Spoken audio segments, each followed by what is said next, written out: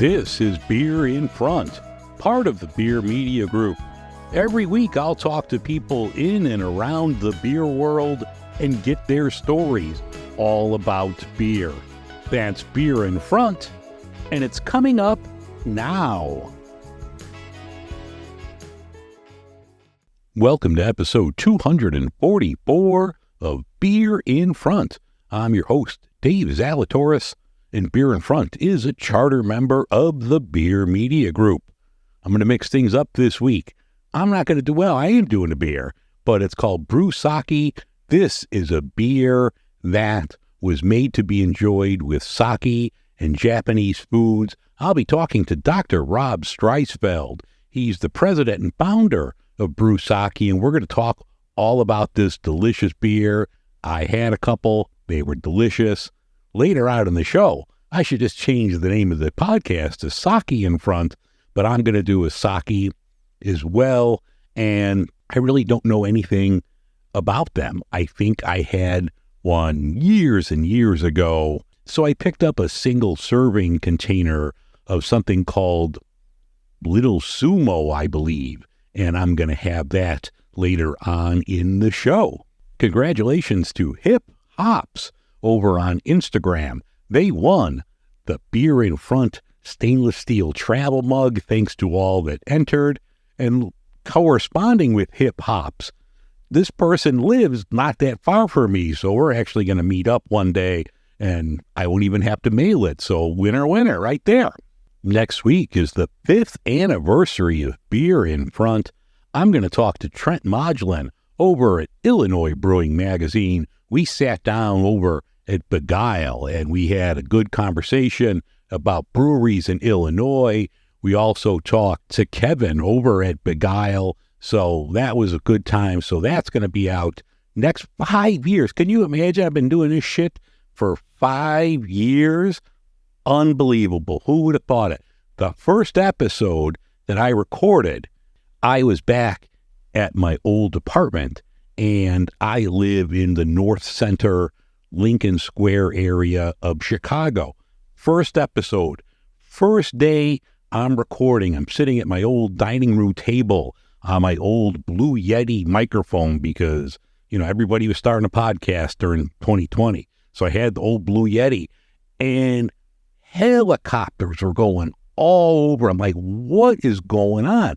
It turned out that was the day that Blagojevich got out of jail, and now he's pardoned. So I'm glad I don't have helicopters over my head today as I'm recording this. But yes, that was a long way about saying stay tuned for next week for the 5th anniversary show.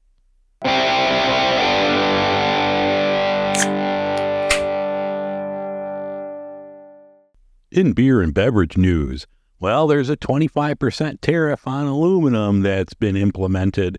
That's getting passed down to us, the beer drinkers, so looks like the price of beer is going to be going up soon.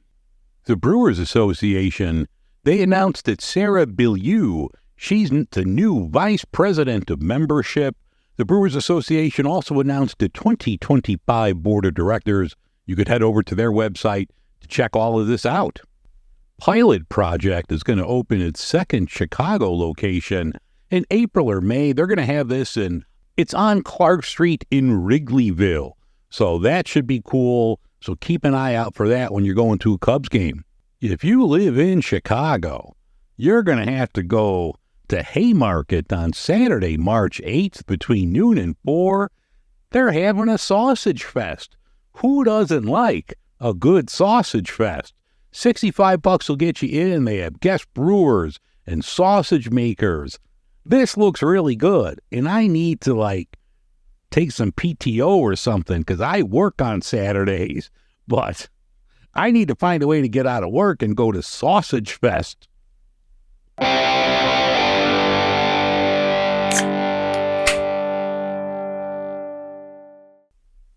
All right, welcome back. Brewsaki is a Japanese-style rice lager brewed right here in the United States. It's rapidly becoming a favorite for Japanese food lovers. Joining me today to tell the story about Brewsaki is Dr. Rob Streisfeld. He's the president and co-founder.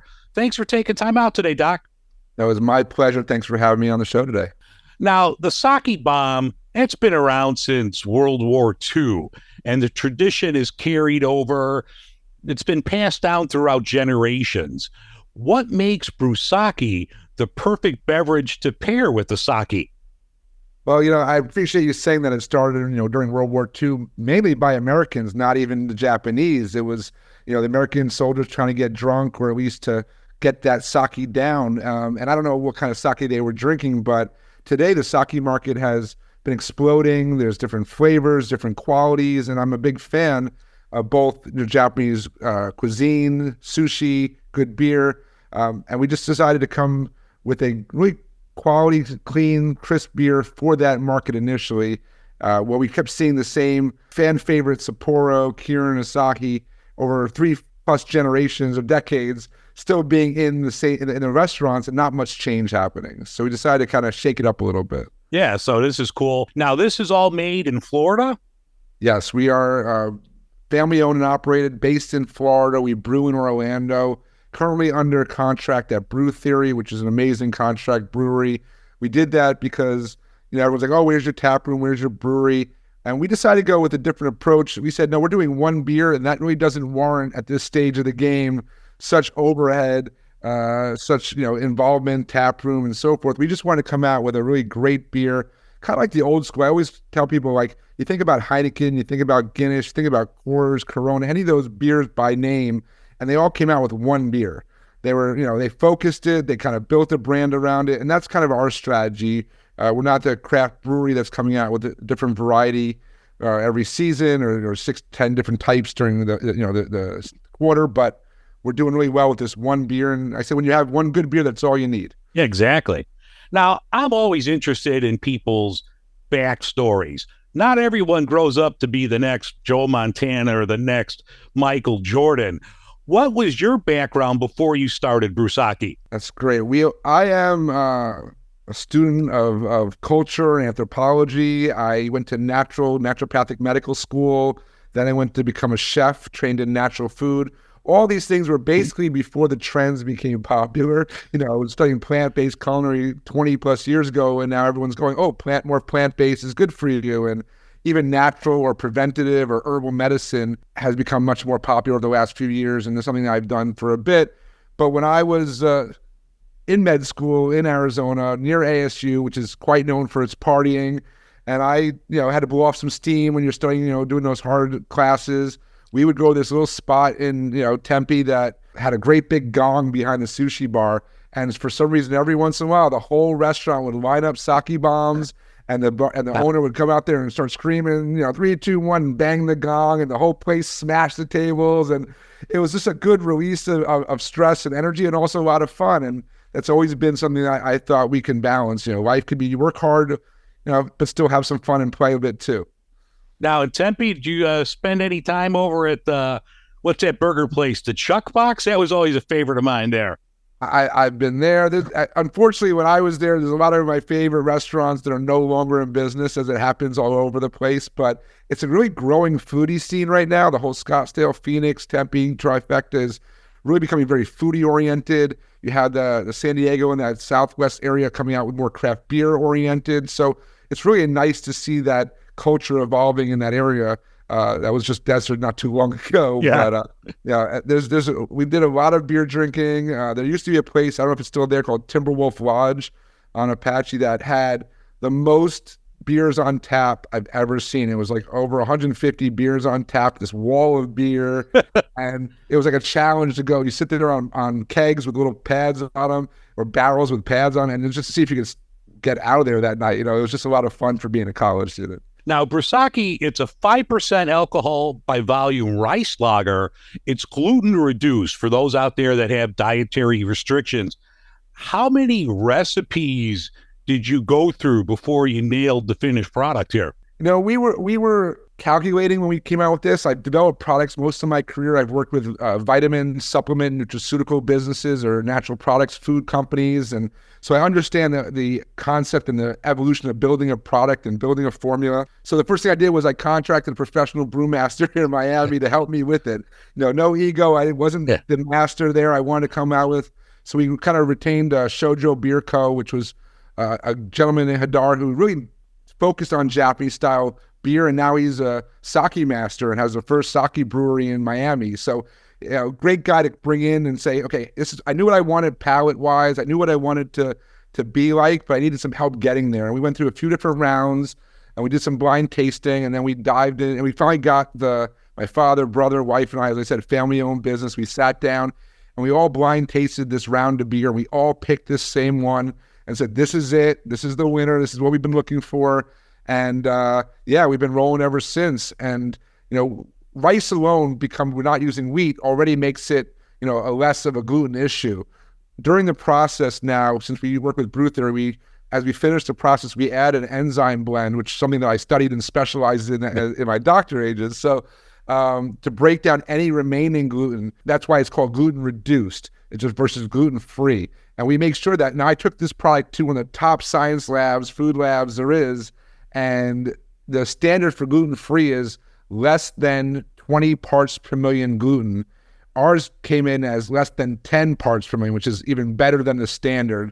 So while I tell people as a physician, as a doctor, if you're a truly celiac disease with a major gluten sensitivity, you probably know better than to even try anything in this category. But for those that are dealing with some sensitivities, trying to reduce their inflammation, their gluten intake, or maybe they just find themselves getting bloated or a headache or not feeling great after a beer, it happens. This is a great alternative. And it tastes great in the same process, where I found that a lot of the gluten-free beers weren't very palatable. They didn't taste good. So it turned off the consumer altogether. I tell people here, I've given you a gluten-free, gluten-reduced option that tastes good too. Yeah. Well, you're making me thirsty here. So before I open this up, I want to thank Dr. Barry Hummel from the Pops on Hops podcast. He sent this over to me and made the introduction. So Barry, here's to you, and let's crack open the Brewsaki here. I'll crack one with you. Looks really good. I mean, a nice golden color, kind of like a pale golden color. See, I was expecting something a lot lighter here. Nice foam on here. Oh, yeah, I love the aroma out of this. This aroma is killer. Yeah. What kind of hops do you use in this? So we have selected a unique hops that went through trials. I'm not really going to share the exact hop type we're using, to be frank with you, only because we went through a lot of rounds of different hops, and we really wanted to dial in what we use for this specific palate, this flavor, this aroma. Some people say it gives them a sense of lychee. Some people have a fruity back note. What I tell people is that he intently made this as a Japanese style beer with a hint more sweetness on the back end.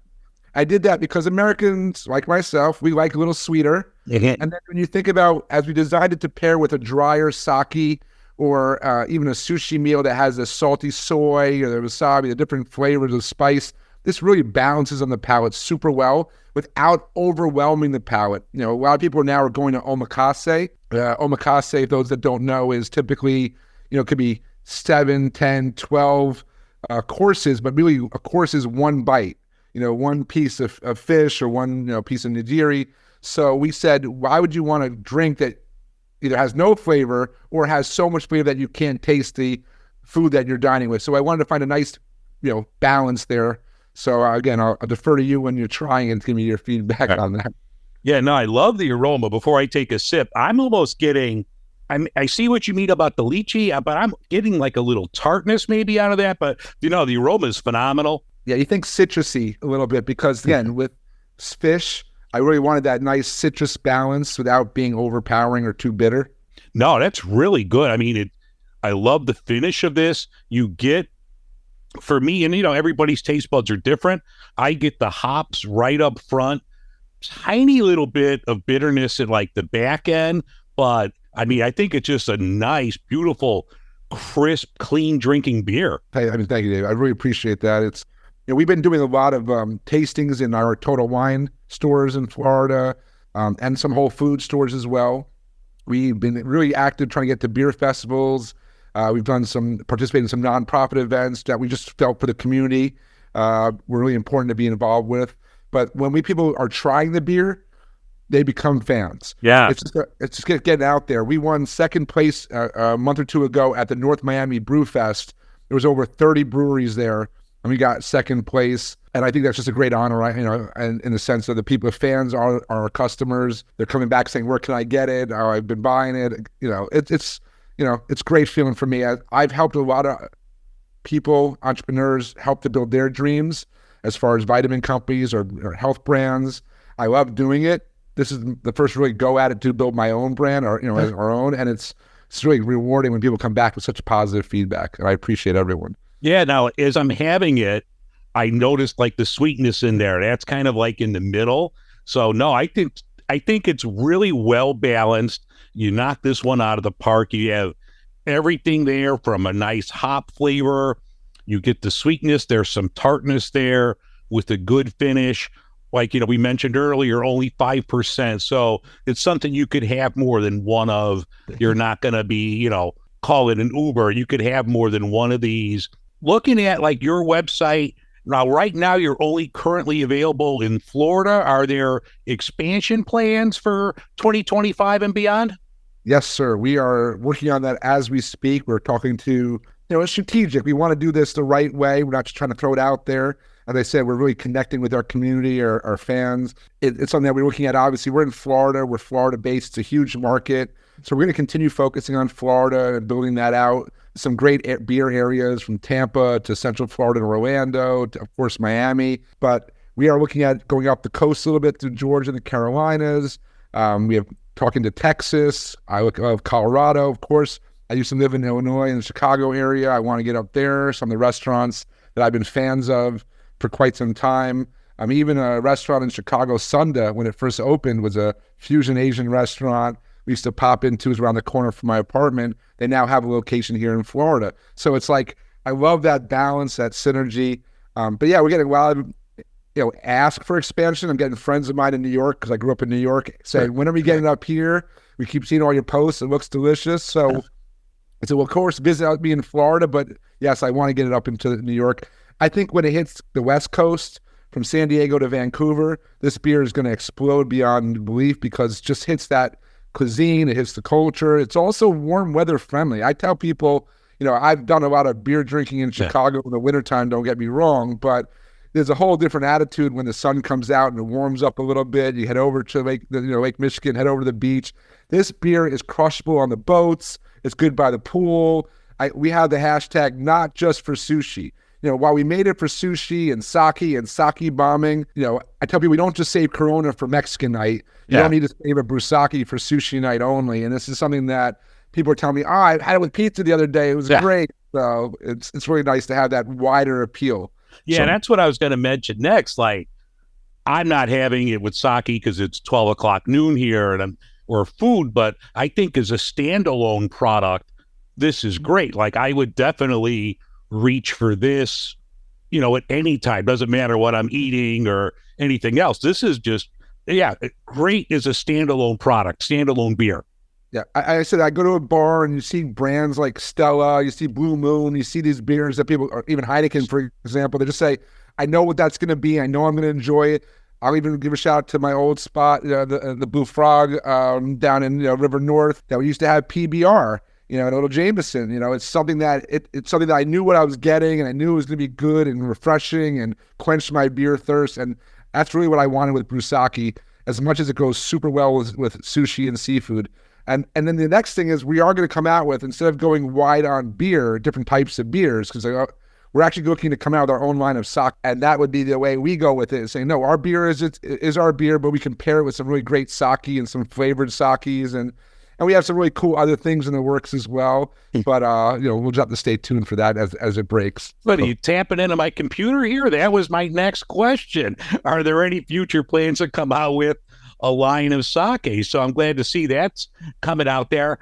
I'm like a total novice when it comes to that, and I had one, I think, a week ago that I'm going to put a video out.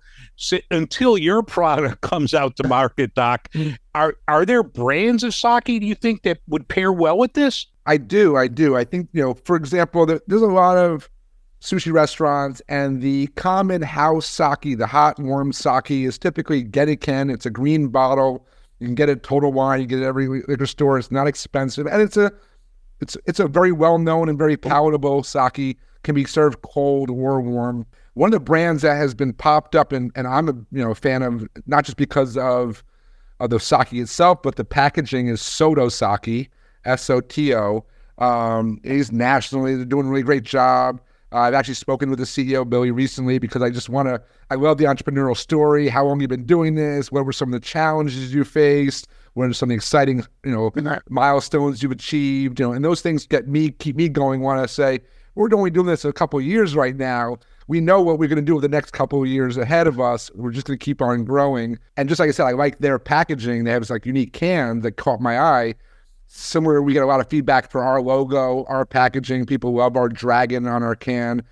We have people stopping us at the beer festivals for T-shirts and hats, and we're going to be doing a lot more of that awesome swag, the stickers and all that stuff. I'll send you some of that, after this podcast, of course. But no, it's all around. We've designed a solid brand, but a brand is only as good as what's in the can, in my opinion.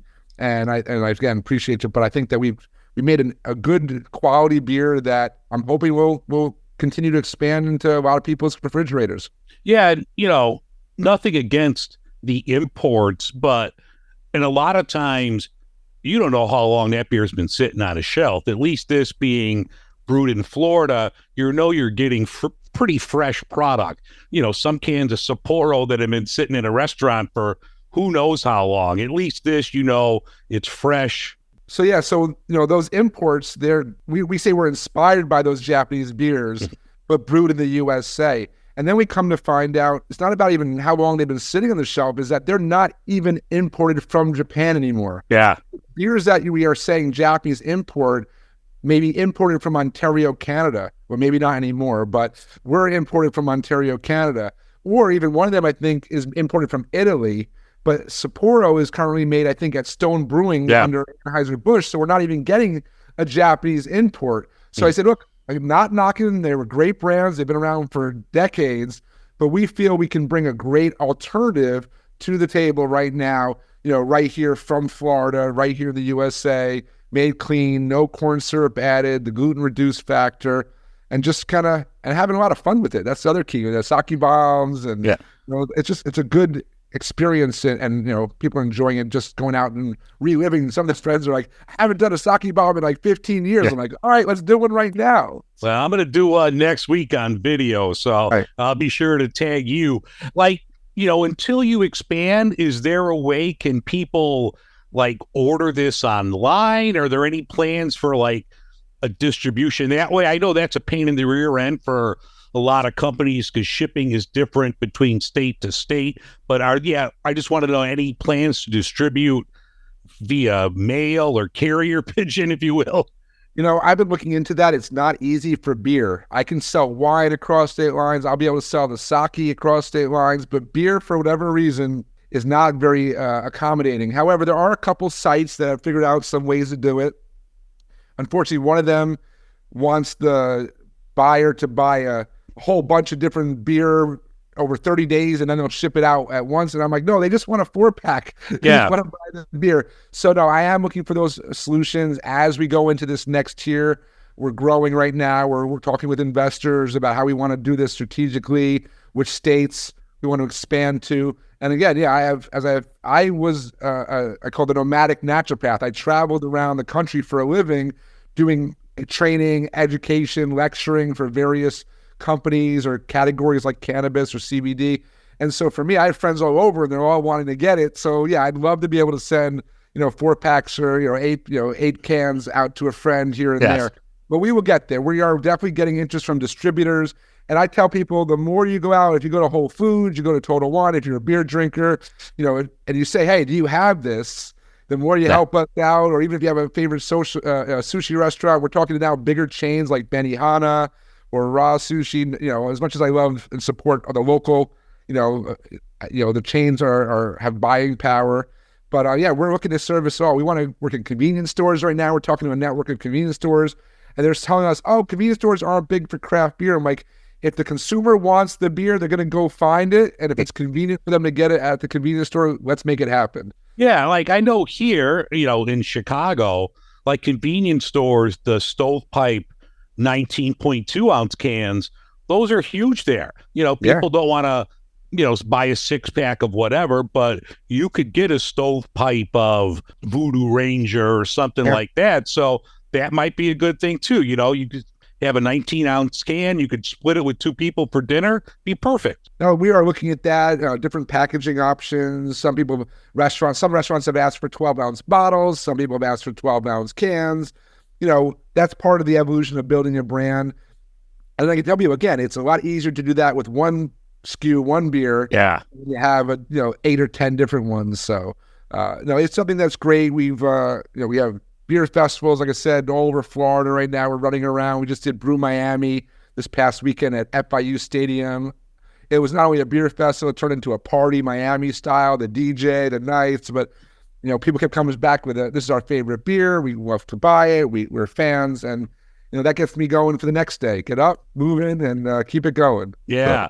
So, all right. So this is a one and done product. So you're not going to make like a Malort beer, from your Chicago days, or a Boilermaker beer. We got to focus on the beer right now. Like I said, there may be some. I am, as a health guy, I am looking at maybe a non-alcoholic version down the road. It's something that just to give the people the option. There may be a summer specialty. I could, some yuzu, orange, citrus, once in a blue moon. But I hate to say blue moon in that regard. But the orange is right there. But the idea is that right now, focus is key. We really just want to say, this is our beer. We want to focus on it. The sake will complement it and be marketed together and independently. That's going to be a great solution. People want to do sake bombs. Or listen, I tell people today, I'm a little older, not too old, but I'm a little older. I don't always line up the chopsticks on the glass and slam the table. But I would tell you, I go out to eat and I'll pour a Brewsaki in a glass and I would take a shot of sake, usually my wife's if she lets me share, and I would take that shot and I'll pour it right into the beer. Okay. And it moves out the beer nicely. It kicks up the alcohol percentage just a notch if you want to have a little night out type of thing, but you're not doing the slamming. I'm all about it. Down here in Florida, there's a place called Murakami Japanese Garden and Museum. It's beautiful botanical gardens, a Japanese museum, and we've been at their events, and we've been there, and we've done sake bombs, and people of all ages and all backgrounds are going, if you've never heard of it, they go, what is a sake bomb? And to watch like an older, like 70s, 80s couple sit down and smack the table, and drink a beer, like a Boilermaker or, Irish car bomb or something like that. They're loving it. They're cheering. People are cheering them on. And that to me is so exciting, just as much as the beer is great. It's just fun to see people come together and celebrating life a little bit and having some fun. And our beer and sake, I think, is going to be a great introduction to that. Yes. Well, I can't wait to try some more of this. Once I could order it online, I'll definitely be doing it. And I'm not just blowing smoke up your rear end because, you're on the show. This is really good. So if you're in the Florida area right now and you see Brewsaki, definitely pick it up. As it's warming up in my hand, like, some beers, as it warms up, like, you taste the imperfections, and I'm not getting that here. I still get, it's a nice, clean tasting beer. I'm still getting all the flavors, from the hops to the sweetness to that little bit of bitterness at the end that I like.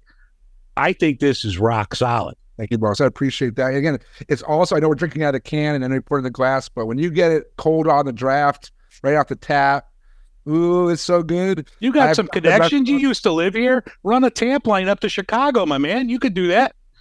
I used to live in River North, and even my brother back in the day, speaking of tap lines, he was the guy that, there was a restaurant, still even there, called Public House, that had the tap lines at the table. Yeah. He set that up. He worked there, but he helped set up all those tap lines, and we're always joking around like, wouldn't it have been nice to have Brewsaki right here at Public House? I'm like, well, one day it'll be up there. There's a lot of great drinking spots all over Chicago.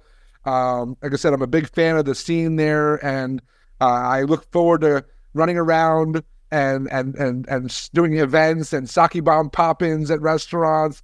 Even one of my favorite spots, it was back in River North on Wells, was Kokoro Sushi. I'm not sure it's still there. Give a shout out to Kokoro. They had the best ramen noodle soup in my life. Kept me alive through many of those cold Chicago winters, I'm telling you. And that's more traditional Japanese. They was Japanese owner, Japanese chef. They were really, very traditional, not so much Americanized fusion. But I'm telling you, I would love the Brewsaki with that ramen noodle soup right now. It would be an awesome combination. So. All right. Well, Doc, I really appreciate you coming on. Once again, I need to thank Dr. Barry Hummel for doing the introduction and sending me a couple cans of this. So, Barry, thank you very much, sir. This is excellent. You guys got to check out Brewsaki. It's really good. I'm going to do a video and post the video, so look for that the week this episode drops. But, I'm not just BSing them. This is really good. I'm enjoying this. So if you see Brewsaki, put it in the cart. Dr. Rob Streisfeld, thank you again, sir, for coming on. I appreciate it, sir. All right, thanks for having me. And when I come up to Chicago, we'll crack one together, no doubt. Sounds good. I appreciate it.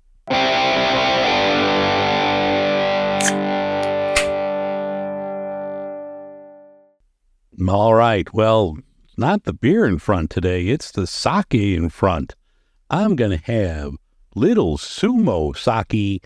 This is in a beautiful little glass that kind of reminds me of the old jelly glasses we used to get with as a kid, and it had Looney Tunes characters on there. So it's a really cool little glass here.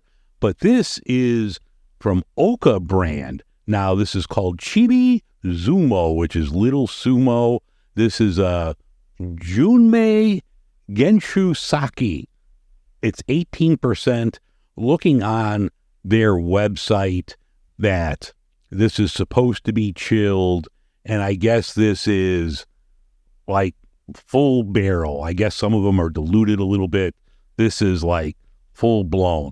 I know nothing about sakes, but I went to the representative of bottles and cans. I was talking to this person to see, which are good ones for single serving ones, because I didn't want to commit to some giant bottle since I know nothing about this.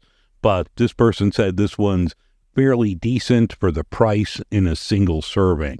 So you're not going to get a good can open sound out of this because it's a little glass thing, but let's crack open the Little Sumo. Smells pretty good. I like the aroma out of this. I'm almost getting a pear,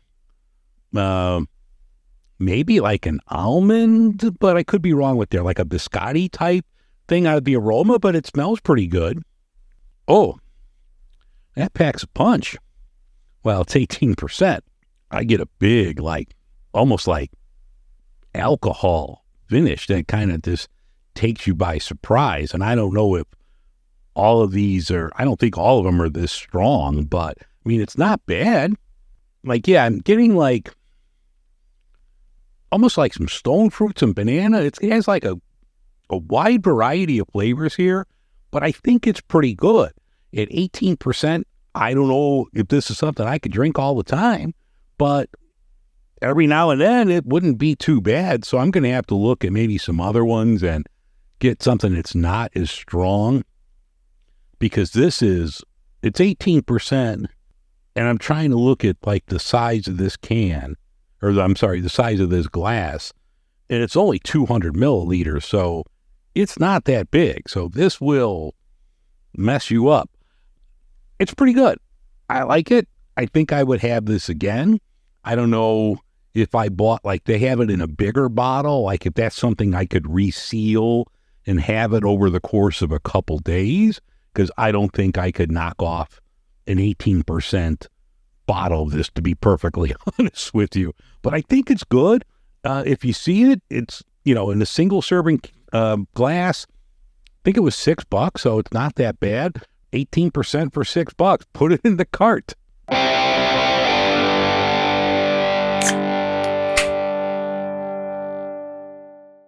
All right, the beer from Illinois I'm going to have right now is from Saint Laurent. This is Expanding Symmetry. This is a double dry hopped India Pale Ale, dry hopped with Citra, Simcoe, and Vic Secret. Clocks in at 7.7%. I haven't had a lot of Saint Laurent on the show. I know I've mentioned it a couple times. A few years ago, they had a stout that I thought was really good, and I think I had another one of their IPAs. But everything I've had from them has been really good, so I'm looking forward to having this Expanding Symmetry.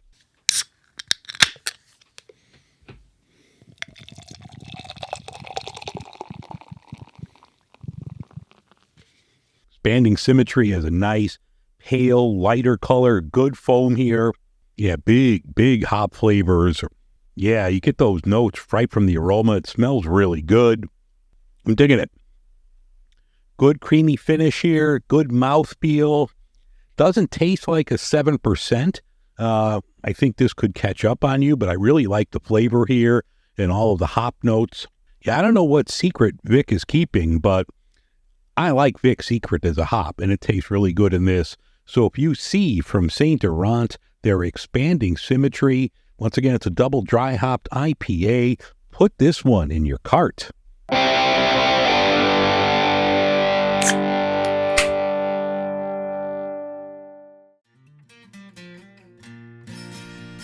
All right, that's going to wrap things up for this edition of Beer in Front. I thank you very much for listening. If you'd like to support the show, head over to patreon.com/beerinfront for more information. If you need to get a hold of me for whatever reason, email me, dave@beerinfront.com. Once again, I want to thank Dr. Rob Streisfeld from Brewsaki. That's a great product. You got to check them out once it comes to your area. Have a good week. I'll talk to you next week. And remember, sometimes the beer in front of you is the best one yet.